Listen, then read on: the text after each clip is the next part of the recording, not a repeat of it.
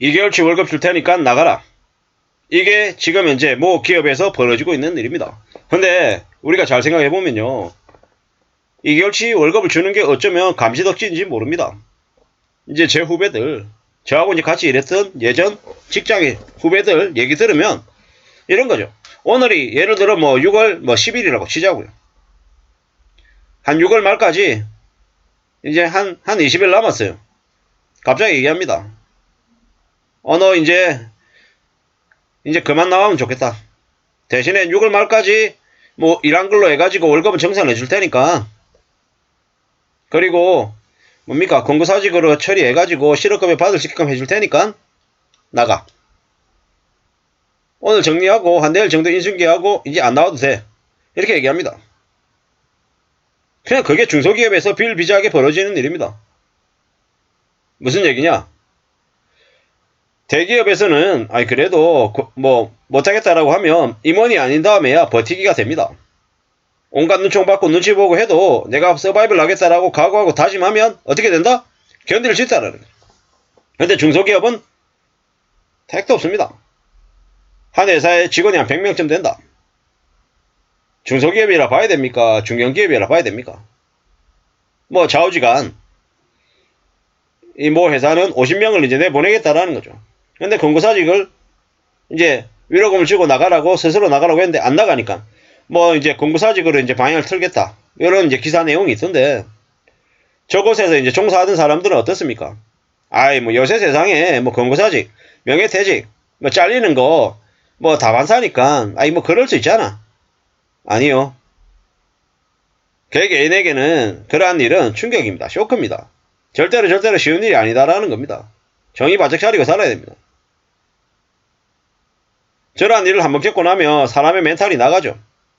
다음번에 또 어떤 일이 있을까? 내가 다른 회사 어딘가에 들어갔을 때 내가 안정적으로 뿌리를 내리고 살 수 있을까? 이런 걱정들, 우려들이 당연히 듭니다. 안 들 수가 없다라는 거죠. 왜? 세상이 이제 세상 세태가 이제 그렇게 만든 거죠. 내가 열심히 일해도 돼? 내가 열심히 일했다가 기만 빨리고 이제 뭐 쓰고 버려지는 거 아니야? 뭐 이런 생각들도 많이 하죠. 뭐 티슈 인턴이라는 얘기도 있고요. 뭐 이제 어느 정도 나이가 있는 이렇게 중견 이제 경력자들 이직하면 어떤 일이 생깁니까? 열심히 일해가지고 텃밭 닦아서 한 1년 2년 개고생해가지고 자리 만들어 놓으면 너 나가. 그리고 이제 그 회사 내에 이제 자기가 원하는 사람 이제 안 치는 거죠. 이런 일이 너무 많이 벌어지다 보니까 뭐라 생각하고 어떻게 움직입니까? 언제든지 회사에 충성하면 안 되는구나.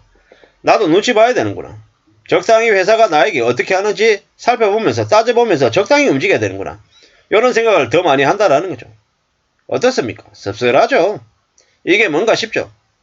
근데 앞으로 더 많은 사람들이 그런 생각을 하며 살 것 같습니다. 2달치 월급 주고 나가라. 누군가는 저 얘기에 쇼크를 받고, 또 어떤 이는 그래도 2달치라도 주니까 고마운 거라고 생각해야 되나? 이렇게 생각하는 사람들이 자기가 처해 있는 입장에 따라서 다르게 볼 수 있다는 거죠. 근데 확실한 건 뭐다? 앞으로 경기가 안 좋아지기 때문에 많은 기업들이 사람을 많이 내보낼 거다라는 거죠. 임금을 많이 받고 또 당장 급하게 이렇게 해야 되는 일을 뭐 쳐내는 그런 것들이 뭐 안 되는 범위 안에서는, 되는 범위 안에서는 자꾸 인력을 감축하겠다라는 거죠.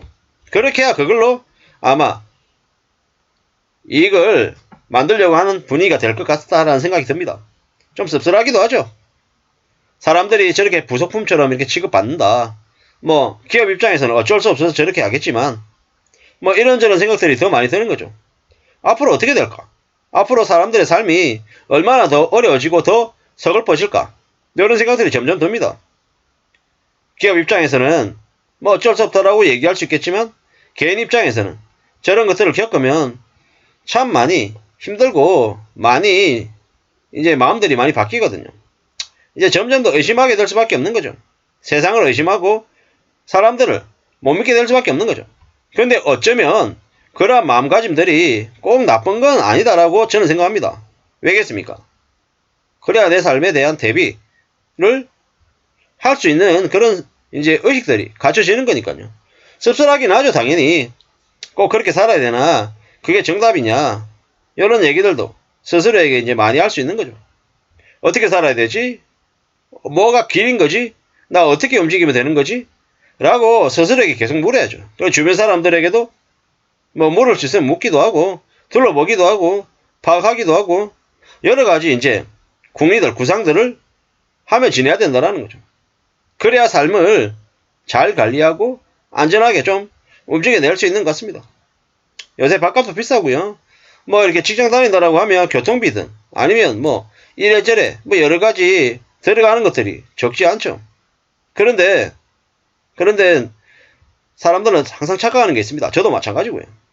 지금 내가 있는 이 자리에 평생 있을 것처럼 착각하면서 움직입니다. 평생 있을 것처럼. 아니라는 거죠.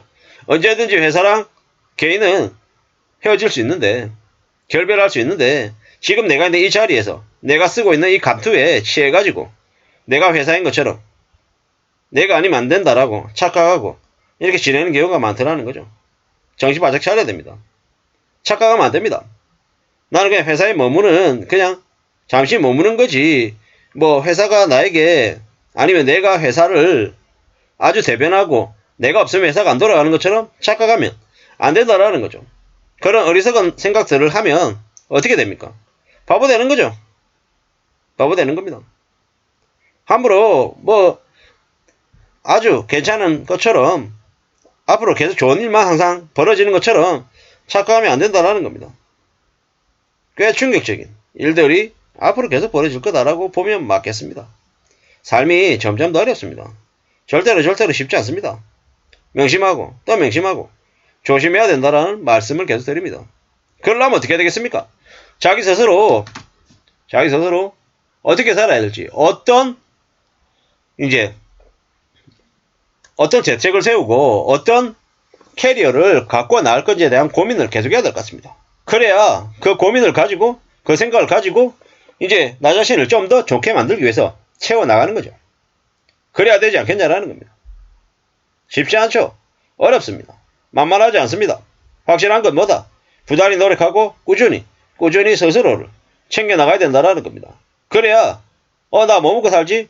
뭐하고 지내야 되지? 라고 하는 물음에 조금씩 준비가 되고 대응이 되지 않겠습니까?